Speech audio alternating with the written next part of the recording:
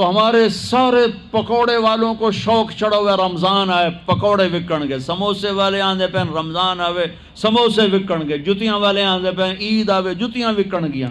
وہ کسی کو یہ شوق ہی نہیں کہ بخشش ہوگی، اللہ راضی ہوگا، جنت ملے گی، اللہ کی محبت میں بھوک لگے گی، اللہ کے عشق میں پیاس لگے گی۔ وہ بھوک اور پیاس کی جو تڑپ اور کسک ہے، پھر ہم ہاتھ اٹھا کے اللہ سے مانگیں گے، ہم کہیں گے یا اللہ، تو عرش کے دروازوں تک میری پکار جائے گی، ساتوں آسمان میری پکار سے گونج اٹھیں گے۔ مجھے یقین ہے کہ میرا اللہ کہتا ہے، میرا نبی فرماتے ہیں کہ اللہ رمضان میں سارے آسمان کے فرشتوں سے فرماتا ہے روزے رکھنے والوں کی دعا پر آمین کہو۔ عرش کے فرشتوں سے اللہ فرماتا ہے میری تسبیح چھوڑ دو، رمضان کے روزے رکھنے والوں کی دعا پر آمین کہو، آمین کہو۔ عرش فرش میں گونج اٹھتی ہیں میری دعائیں، میری صدائیں، میرے نوحے، میرے گریے ہلا دیتے ہیں۔ اگر بھوک پیاس میں مزے آ رہے ہوں کہ واہ یا اللہ تو نے کہا تھا نا، دیکھ میں بھوک سے بیٹھا ہوں۔ اس لیے افطار کے وقت دعا کیوں قبول ہے؟ افطار کے وقت کھانا سامنے ہے، پانی سامنے ہے، اور آواز کان لگے ہوئے ہیں سائرن کی آواز پر، تو اللہ کہتا ہے یہ فرشتہ، یہ میرے بندے، کھانا بھی سامنے ہے، پانی بھی سامنے، یہ کیوں نہیں کھا رہے، یہ کیوں نہیں پی رہے؟ بولو کہ یا اللہ تیری محبت، میری محبت، چلو تم گواہ رہو، میں نے معاف کیا، چل میرا بندہ مانگ، کھانے سے پہلے مانگ۔ وہ وقت مانگنے کا ہوتا ہے، پکوڑے کھانے کا نہیں ہوتا، سموسے دکن کا نہیں ہوتا۔ سموسے، پکوڑے، کچوریاں، 7 اپ، جام شیری، روح افزا، 500 چیزاں تو اندر پا لیندے ہو، سارے روزے دی تباہی پھیر کے رکھ دیتے۔ ایک مہینے کے لیے اوور آلنگ ہے، ٹیوننگ ہے، ٹیوننگ، تھوڑا کھاؤ، تھوڑا کھاؤ، تھوڑا کھاؤ، ٹھنڈے شربت مت پیو، ٹھنڈے شربت مت پیو افطاری کے وقت، بعد میں پینا تو پی لو، این افطاری کے وقت اپنے اوپر ظلم مت کرو۔ سارے دن کا انجن گرم ہے، ایک دم اس کے اوپر برف پھینکتے ہو، تھوڑی دیر صبر کر کے سادہ پانی پی لو، نماز پڑھ لو، پی لو، جامع شیری پیو، 7 اپ پیو، جو مرضی پیو، ٹھنڈا پیو، گرم پیو، جو مرضی پیو، لیکن این روزے کے وقت بچو تلی ہوئی چیزوں سے، کراری چیزوں سے، مسالے دار چیزوں سے، ثقیل چیزوں سے بچو، ہلکا پھلکا رکھو پیٹ کو، ہلکا پھلکا، تاکہ روزے کا مقصد حاصل ہو کہ جسم پاک ہو، غلاظتوں سے، گندگیوں سے پاک ہو، صاف ہو۔ ہاں، اور اپنے دل کو بھی صاف۔ رمضان میں سب کی بخشش ہو جاتی، سب کی، 4 نہیں بخشے جاتے، 4 آدمی نہیں بخشے جاتے، 4 قسم کے مرد عورت، سب کی بخشش ہو جاتی، سب کی، 4۔ اللہ تعالی ہماری حفاظت فرما لے۔ کسی بھائی میں یہ عیب ہے، ابھی سن کے توبہ کر لینا، شراب پینے والا، مستقل شراب پینے والا، رمضان میں بخشش نہیں، ماں باپ کا نافرمان، ماں باپ کا نافرمان، بخشش نہیں۔ ماں باپ کے نافرمان کے لیے تو میرے نبی نے کہا کہ اللہ ہر گناہ کی سزا موت کے بعد دے گا۔ ماں باپ کے نافرمان کو یہیں سے شروع کرے گا اور آگے تک لے کے جائے گا، یہاں بھی سزا دے گا اور آگے بھی سزا دے گا۔ صرف ایک گناہ دنیا میں ایسا ہے، کفر شرک کی سزا بھی موت کے بعد، زنا، شراب، جوے کی سزا، سود کی موت کے بعد ہے۔ ایک گناہ ماں باپ کی دل آزاری، دل دکھانا، اللہ یہاں سے یہ سزا شروع کرتا ہے اور آخر تک پہ چلاتا ہے اس کو۔ میرے نبی سے پوچھا گیا یا رسول اللہ قیامت کب آئے گی؟ آپ نے کہا اللہ کو پتہ ہے۔ کہ کوئی نشانی بتائیں؟ کہ جب ماؤں کو ذلیل کیا جائے گا قیامت آ جائے گی۔ ماں باپ کا نافرمان۔ تیسرا کون ہے؟ رشتہ داروں سے لڑنے والا، کبھی بھائی سے لڑا، کبھی بہن سے لڑا، کبھی خالہ سے، کبھی چاچے سے، کبھی مامے سے، کبھی تائے سے، کبھی پھوپھی سے، قریبی رشتوں سے لڑنے والا اور تعلق توڑنے والا، اس کی بخشش نہیں ہوگی۔ چوتھا کون ہے؟ کینہ رکھنے والا، کینہ، شحن، ایک ہوتا ہے بغض، ایک ہوتا ہے کینہ، شحن، بغض، شحن۔ بغض کیا ہے؟ بغض کیا ہے؟ کہ مجھے انصر بھائی سے نفرت ہے، یہ بغض۔ اور کینہ کیا ہے؟ کہ میں ان کو نقصان پہنچانا چاہتا ہوں۔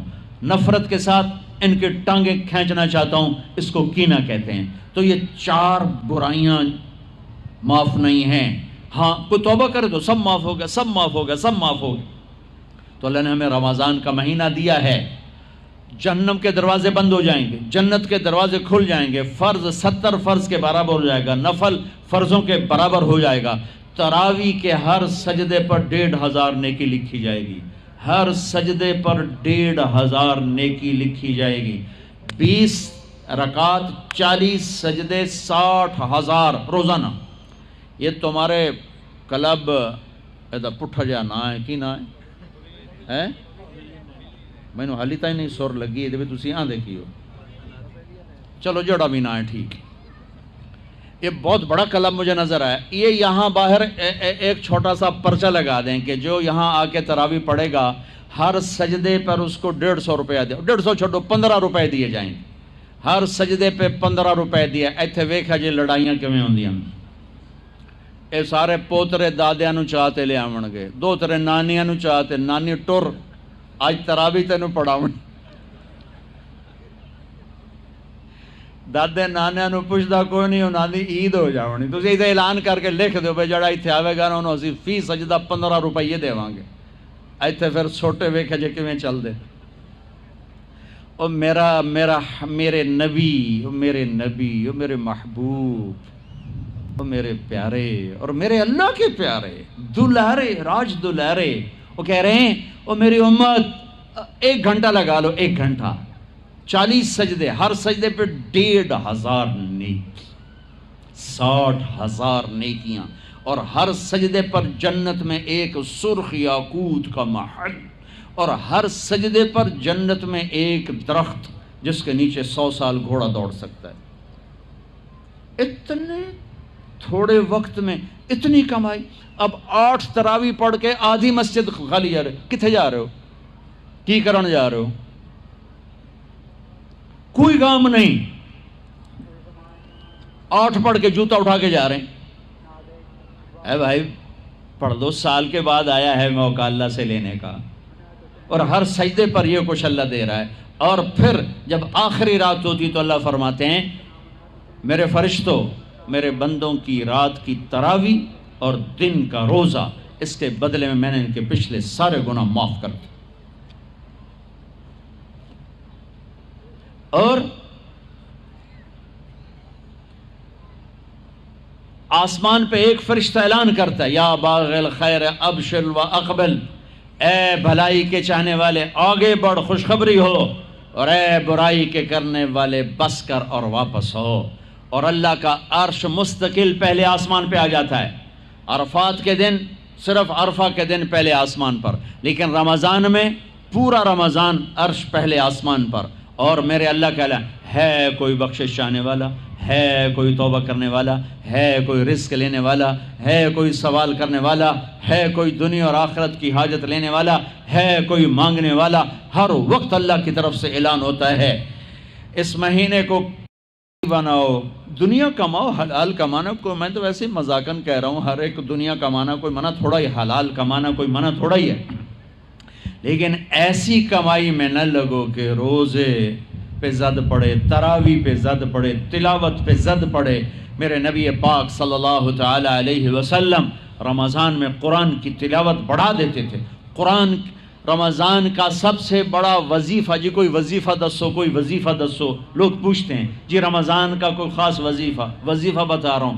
رمضان کا خاص وظیفہ قرآن کی تلاوت، رمضان کا خاص وظیفہ قرآن کی تلاوت، قرآن کی تلاوت، قرآن کی تلاوت، جتنا پڑھ سکتے ہو پڑھتے جاؤ، پڑھتے جاؤ، پڑھتے جاؤ، پڑھتے جاؤ۔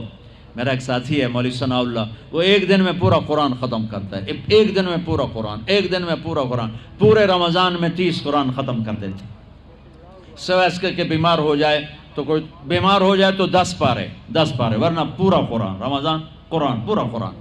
تو چلو ہم پورا قرآن نہیں پڑھتے، کچھ تو پڑھو، سارے سال نہیں پڑھا، کچھ تو پڑھو۔